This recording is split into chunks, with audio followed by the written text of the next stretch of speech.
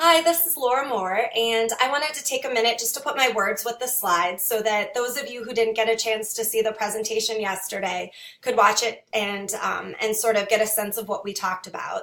Or for those of you who saw the presentation but wanted another chance to revisit some of those elements, this would be a chance for you to do that on your own time. In essence, the presentation was about design thinking, and I started just by defining it. Design thinking is a way of problem solving when you boil it down. In particular, it's a process that you put in place to help people come together and design effective solutions. It's a process that's predicated on digging in and being honest about how you go about that process, and then also listening to the voices around you. You see many examples of how it's utilized in corporate America, in the world of nonprofits, in the art world. It's enormous in technology. It's also ever present in people who are tackling a variety of environmental issues as well as other social justice issues. And it's present in education. It's really an appropriate way to be able to tackle problems for any endeavor where you have a group of people committed to trying to make sure that they're solving the right thing. And then once they figure out what it is they're trying to solve, that the solutions that they begin to employ are the right ones, and there's a willingness to evolve them if they're not. I ended up, as I mentioned yesterday, I ended up having the opportunity to attend a design thinking workshop last fall at the United Way. And this workshop was put on by Design Impact, a design thinking firm out of Cincinnati. And the person from that firm who led the workshop was Ramsey Ford. And he walked us through the process from beginning to end. And instead of just lecturing us or giving us handouts, he gave us a problem. And he asked us to engage in each of those steps with the members of our table. And this process was empowering for a number of reasons. I got to see firsthand the way that some of the prompts and some of the processes enlivened conversations. There were a variety of perspectives represented. We had 8th graders from Wellington, CEOs from local businesses. We had a whole host of representation from the nonprofit world with people in particular who dealt with food insecurity. And there were also educators in the room. And so all of our perspectives combined ended up coming together and really trying to pick apart some of these issues in a way that was quite powerful. When he explained what design thinking was, I thought he gave a great definition, and there are a lot of them online. They all get at the same thing, but Ramsey Ford ended up telling us that design thinking employs empathy, creativity, and rationality to define, explore, and solve problems. And he said it's important because it empowers us to take something that is and make it the way it ought to be.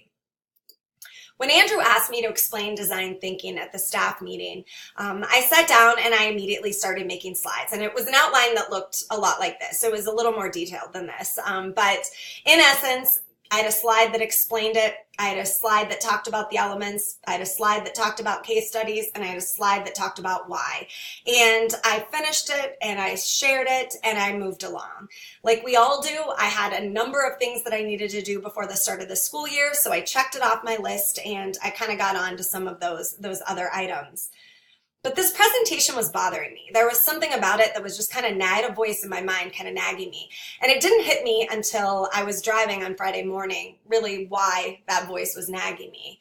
And I had this immediate flashback to grad school where a professor stood in front of a class and utilizing PowerPoint slides with bullets explained all of the different elements of the 7 intelligences, right? And kind of walked us through the multiple intelligence ideas in a very concrete way. And I remember thinking that the irony was just too much. And if I was ever in a situation where I had the opportunity to explain something creative, I vowed that I wouldn't do it with a bulleted list on a PowerPoint presentation. So I think that that silent vow years ago was haunting me when I thought a little bit about how I had set this presentation up. So I ended up taking a step back and kind of reframing my goal. I thought a lot about what I was trying to do. I was trying to explain what it was, but it was more than that. The explanation of design thinking was really to set the groundwork for what we were going to embark on in the fall.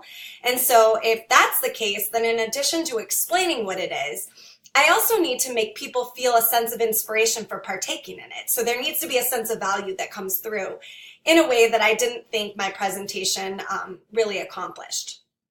So I ended up framing very tightly what my goal was. And I came up with a statement. This is how might I explain design thinking so that my colleagues not only learn what it is, but feel inspired to partake in it. And I started thinking through all the reasons that I had a problem with the way I had set it up before.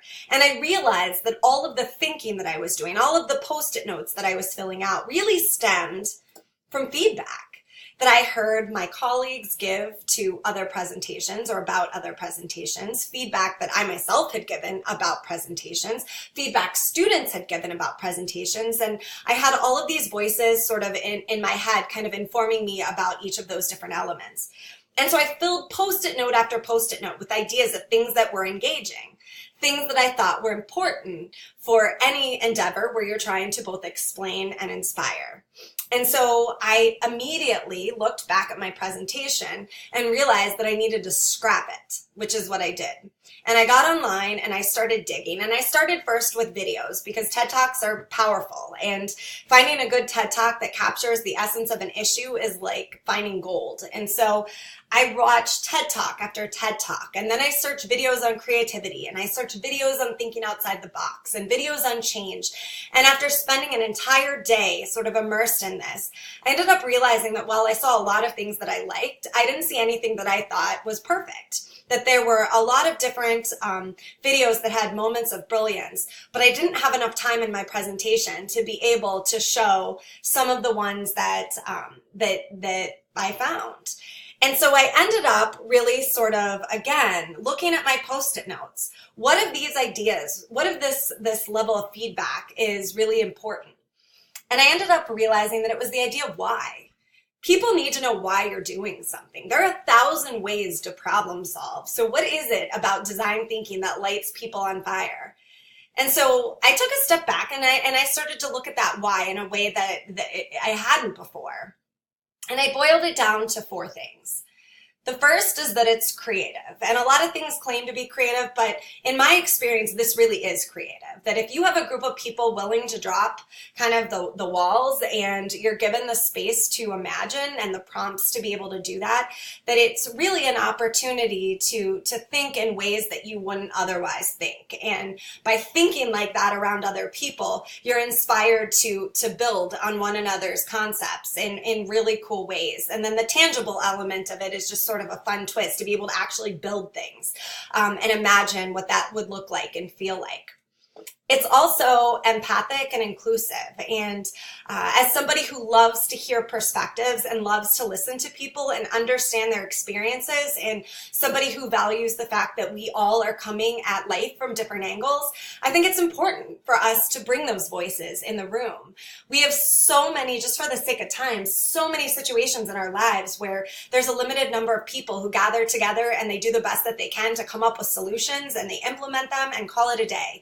And they may or may not work, and they might work a little bit, and with a little bit of feedback and revision they can work better, but we never have time to do that. What I love about this process is that built into it is a space for feedback, is a space to be able to talk about things and to imagine how something might impact something else, or how someone might impact someone else, and to be able to look at the big picture and not just our picture as we start to examine some of these elements. And that ties into the next one, the fact that it's iterative. Because there is feedback built into the process, there's also a sense of always looking for ways to improve. That you don't have to get it perfect and right the first time. That just because you test something out doesn't mean it's set in stone. But this idea of being able to try something, to put it out there, to be able to take something imperfect and show it to somebody else and say, what do you think? Gives you a space to be able to make adjustments and helps you sort of move along that path. If we always wait until something's perfect, we often don't jump. But sometimes there's something really powerful out there, and we just need to dangle our toes and figure it out and kind of take a peek at what's possible and figure out how we can make adjustments to get to where we ultimately want to end up. It's also important because even though we do our best to imagine what we need for education today, it's going to change. And if we adopt a process where we're constantly looking for ways to make adjustments, then as life changes and our needs change and our people change, then we also have space to change too.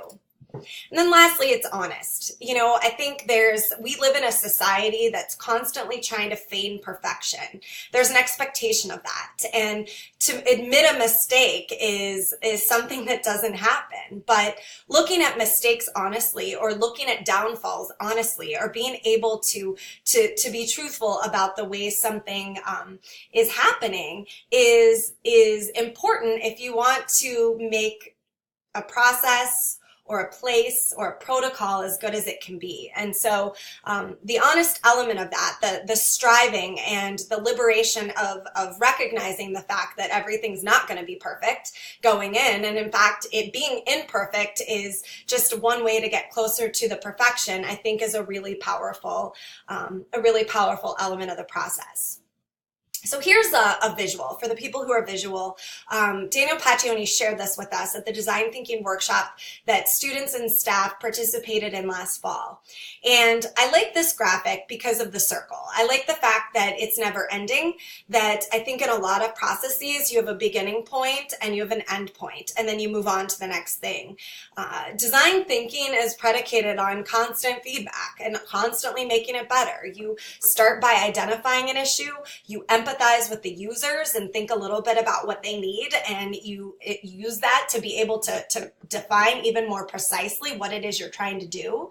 You come up with ideas, you prototype those ideas, you get feedback about the prototypes, you make adjustments and evolving it, and then, kind of identify where you're going next, and you begin the process again.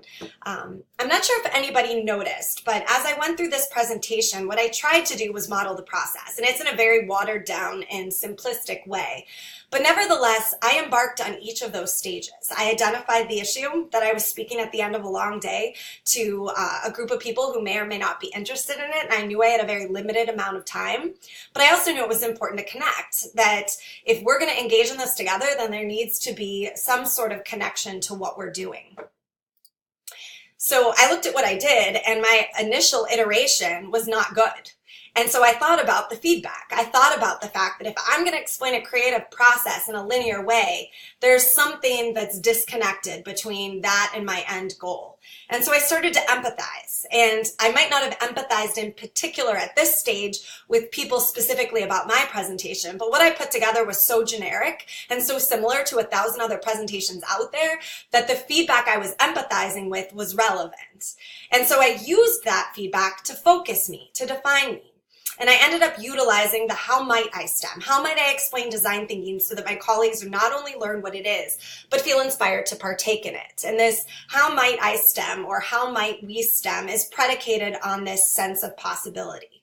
So instead of stating a problem in a way that feels heavy, you state a problem in a way that makes it seem like it has a solution, or like it's possible to come up with a solution.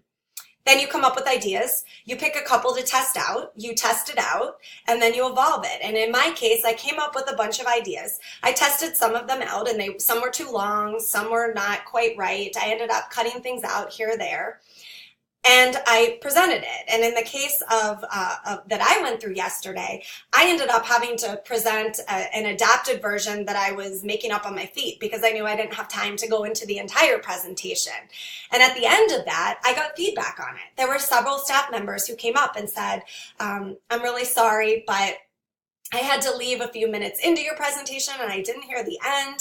Can I connect with you on it? Somebody else said I saw it, but I want to think about it a little bit more when my brain's not overloaded. And I took a step back and I listened to their feedback and decided to make this video. And so this video is another iteration of the process. And I'll get feedback on this video, and the feedback that I get will help me make the next presentation better. And then I'll be able to kind of focus myself and redefine it again and come up with new ideas and test them out and evolve them. And so this process is very circular. And by constantly connecting, you're able to improve. As well. So this is the process of design thinking, and I want to end really quickly with this slide. We are at a really important precipice in the history of Upper Arlington in terms of the fact that we can imagine the way space and time will change and actually make it happen, because we hopefully will pass a levy that allows us to build a new building. And so in that way, we are able to begin to dream, to begin to figure out what it is we can do to make this a place that that brings students and staff members alive. So I want to end with this plea for the inner child to come out, because I think that's where a lot of our good ideas lie. Have a great school year. If you have any questions or would like to talk further, please feel free to reach out. I'd love to talk to you. Thank you.